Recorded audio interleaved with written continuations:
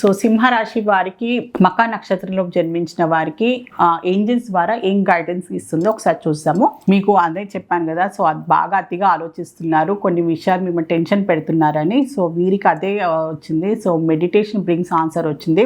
So కొన్ని విషయాలలో కొంచెం ప్రశాంతంగా మీ అంతరాత్మతోటి మీరు మాట్లాడాల్సిన అవసరం ఉంది, టెన్షన్ పడాల్సిన అవసరం లేదు. కొన్ని పరిస్థితులకు ఆటోమేటిక్ అదే సమయమే మీకు పరిష్కారం చూపిస్తుంది. భగవంతునిపై భారం వేయండి. సో సింహరాశిలో కుబ్బా నక్షత్రం జన్మించిన వారికి ఏంజల్స్ గైడెన్స్ చూసాము. సక్సెస్ వచ్చింది. సో మీరు ఏదైనా కొత్తగా మొదలు పెట్టాలి అనుకున్నా, కొత్త బాధ్యతలైన కమిట్మెంట్ అయినా, ప్రొఫెషనల్ పరంగా కూడా మీరు ఏదైనా కొత్త జాబ్ కోసం ప్రయత్నాలు చేయాలనుకున్నా, కొత్త బిజినెస్ స్టార్ట్ చేయాలనుకున్నా, సో రిలేషన్షిప్ పరంగా కూడా మీకు ఖచ్చితంగా అందులో సక్సెస్ లభిస్తుంది.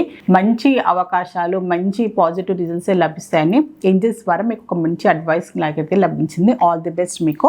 సో సింహరాశిలో ఉత్తరా నక్షత్రంలో జన్మించిన వారికి ఏంజల్స్ ద్వారా ఒక గైడెన్స్ కార్డ్ అయితే చేసాము. లిసన్ టు యువర్ ఇంట్యూషన్ అంటే కొన్ని విషయాల్లో అర్థం కాని పరిస్థితి ఉంటుంది.